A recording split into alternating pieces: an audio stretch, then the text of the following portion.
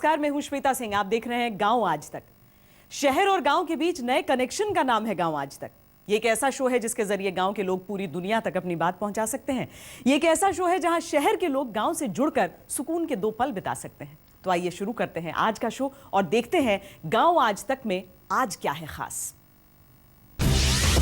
शराब के खिलाफ एक लड़की की जंग,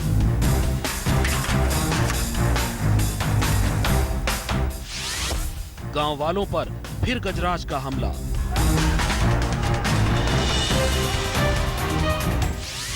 सैनिकों वाले गांव की सनसनीखेज कहानी।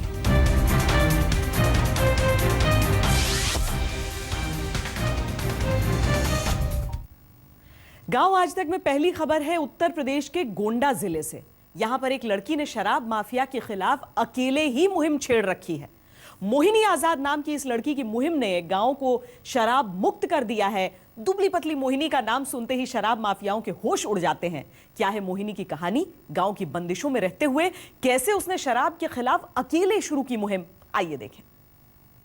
যদি তোর ডাক শুনে কেউ না আসে তবে একলা চলো রে, একলা চলো, একলা চলো, একলা চলো, একলা চলো রে, যদি তোর ডাক শুনে কেউ না আসে তবে একলা চলো রে। जब सबने साथ छोड़ दिया तो गोंडा के गांव ललकी पुरवा की मोहिनी आजाद ने एकला चलने का फैसला किया। যদি তোর ডাক শুনে কেউ না আসে তবে একলা চলো রে, যদি তোর ডাক শুনে কেউ না আসে। मोहिनी अकेले ही गांव में चल रही देशी शराब की भट्टियों को तबाह करने में जुट गई।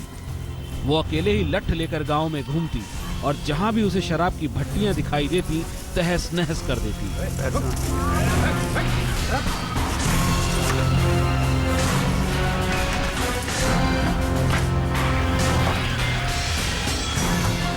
गांव में शराब के खिलाफ मोहिनी ने मुहिम भले ही अकेले शुरू की थी, लेकिन अब उसके साथ पूरी फौज है। आसपास के गांव में शराब नहीं बिकने देंगे।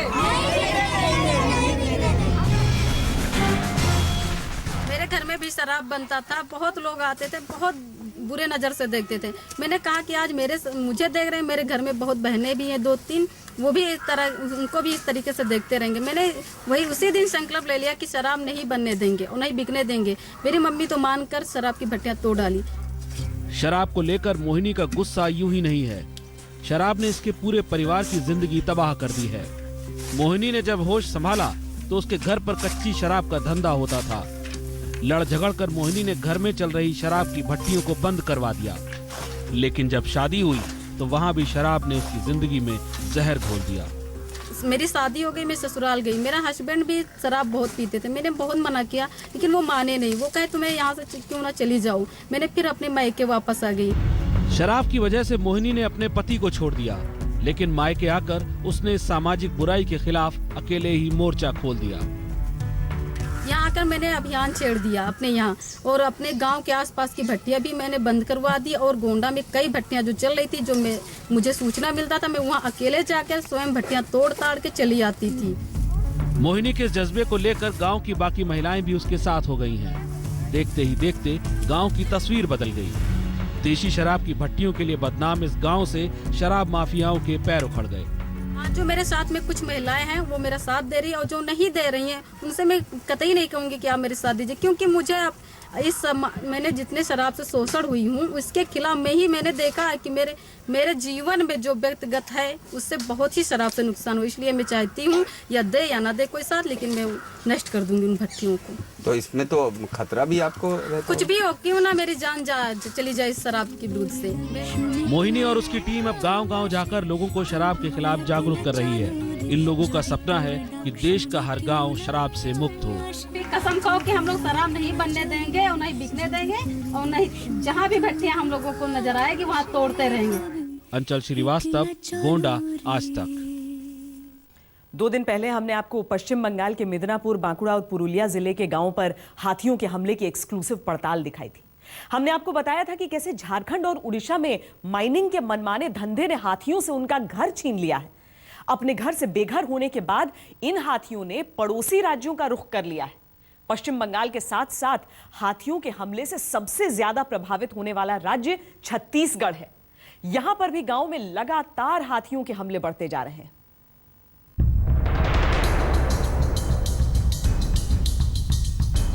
ये नजारा है छत्तीसगढ़ के कोरबा जिले के मदनपुर गांव का।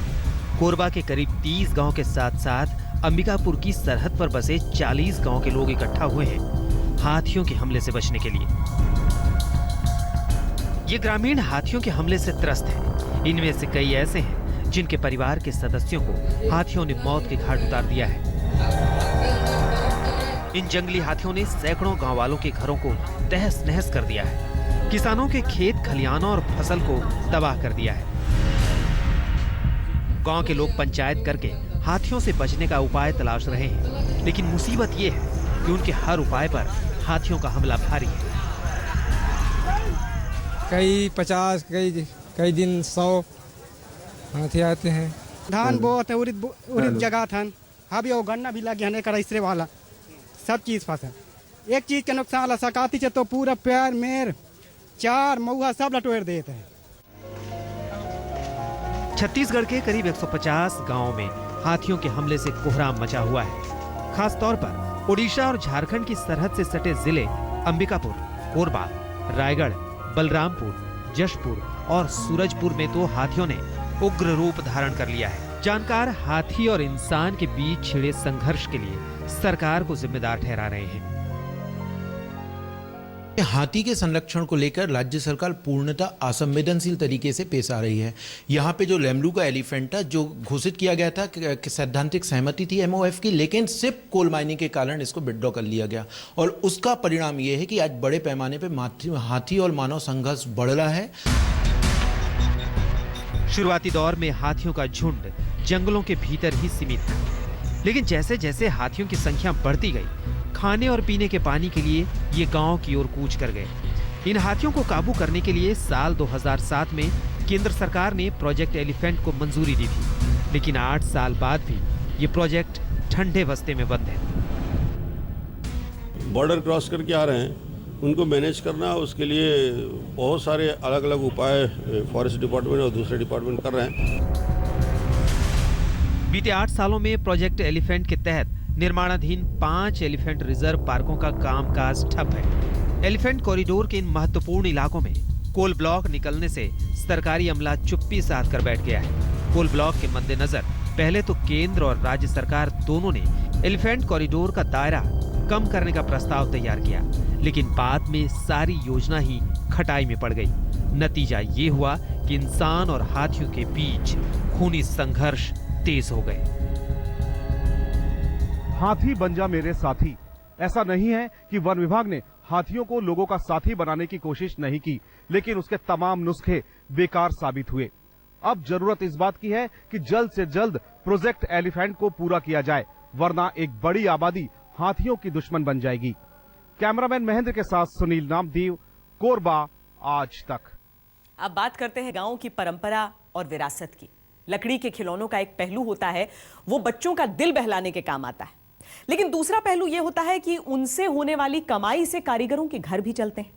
विकास की दौड़ में अब जब सब कुछ मशीनों से होने लगा है, मध्य प्रदेश के एक गांव में लोगों ने लकड़ी के खिलौनों की कारीगरी को संभाल कर रखा है। सालों का वक्त गुजर चुका है, लेकिन हाथों के हुनर के दम पर गांव का नाम दुनिया भर में चमक रहा है। आइए खिलौने वाले इस गांव में चलते हैं और एक बार फिर से बन जाते हैं बच्चे।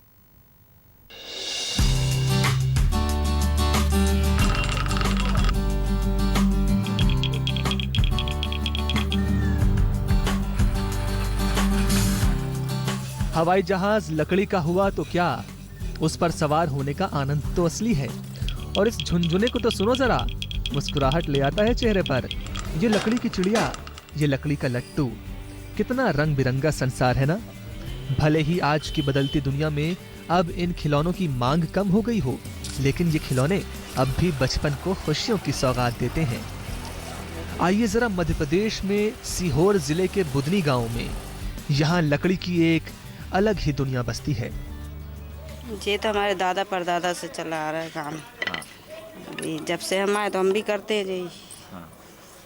पूरे गांव के लोग यही करते हैं। हाँ, हमारे समाज में जितने 40-45 घर हैं, सब यही काम करते हैं। ये सच है कि लकड़ी मिलना अब पहले जैसा आसान नहीं रहा, और फिर लकड़ी के खिलौनों की चाह रखने वाले बच्चे भी कहाँ आसानी से मिलते हैं। लिहाजा उत्पादन में कमी आई तो कारीगरों की संख्या भी कम होती चली गई।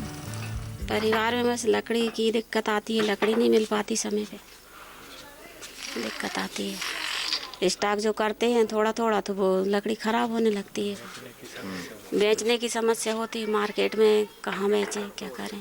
छोड़ रहे हैं, उसकी कुछ समस्या भी रहती है, चक्कर है, और कुछ बच्चे वगैरह पढ़ लिख जाते हैं तो वो ये काम नहीं करने चाहिए। सरकारी इंतजाम के मुताबिक हर 6 महीने में कारीगरों को वो लकड़ी मिलनी चाहिए जिससे वो खिलौने बनाते हैं, लेकिन अब बमुश्किल 2 या 3 महीने ही लकड़ी मिल पाती है। आलम यह है कि 100 साल से भी पुराना ये उद्योग अब धीरे धीरे सिमटता जा रहा है, लेकिन मजबूरी ये है कि घर चलाने के लिए इस कारोबार को जिंदा रखना भी जरूरी है। ये सपना है, पिता नहीं रहे तो लगी लगाई कॉल सेंटर की नौकरी को छोड़कर खिलौने बनाने के काम में लगना पड़ा, क्योंकि सवाल सिर्फ आजीविका का ही नहीं, विरासत में मिले हुनर का भी है। अब क्या घर का खर्च मेरे को ही करना पड़ता है ना, मेरे को देखना पड़ता है, अभी घर पे कोई है ही नहीं। बुदनी से खुद मुख्यमंत्री शिवराज सिंह चौहान विधायक हैं, फिर भी लकड़ी का यह पुश्तैनी काम पहचान के संकट से जूझ रहा है, लेकिन फिर भी ये खिलौने बुदनी की पहचान है। रंग बिरंगे ये खिलौने जिंदगियों में रंग भर रहे हैं, बस जरूरत है इन हाथों को जरा से और सहारे की, फिर ये हुनर दुनिया में अपनी अलग पहचान के साथ चमकने का मादा रखता है। आज नई पीढ़ी के बच्चे शायद लकड़ी के इन खिलौनों को नहीं पहचानते हों, लेकिन पुराने दौर में हर घर में इस तरह के खिलौने ज़रूर मिलते थे। इन लकड़ी के खिलौने बनाने के करीब 100 परिवार यहाँ पर हैं जो बना रहे हैं, लेकिन आज उन्हें इंतज़ार है कि मुख्यमंत्री शिवराज सिंह चौहान वो अपने वादे कब पूरे करते हैं। कैमरामैन निशात के साथ अमित कुमार, बुधनी, आज तक। जम्मू में एक गांव है जिसे डुग्गरों का चित्तौड़गढ़ कहते हैं। अब आप सोचेंगे जम्मू में चित्तौड़गढ़, भाई ये तो राजस्थान में है जिसकी शूरवीरता की कहानियों से इतिहास पटा पड़ा है। लेकिन सांबा जिले के गुड़ा सलाथिया गांव की मिट्टी में ही कुछ ऐसी बात है कि लोग इसे चित्तौड़गढ़ कहते हैं। लोग बताते हैं कि सालों से इस गांव की मिट्टी उन शूरवीरों को जन्म देती आई है जिनके शौर्य से सरहद पर तिरंगा शान से लहराता है।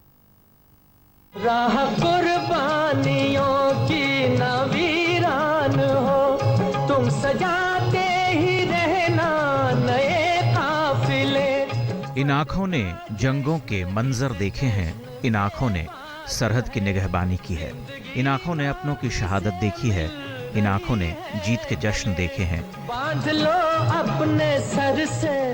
ये आंखें कभी थकती नहीं, तभी देश चैन से सो पाता है। जम्मू से 40 किलोमीटर दूर सांबा जिले के गुड़ा सलाथिया गांव में शान से खड़ा ये वॉर मेमोरियल गवाह है इस गांव की मिट्टी से जन्मे जांबाजों के शौर्य का।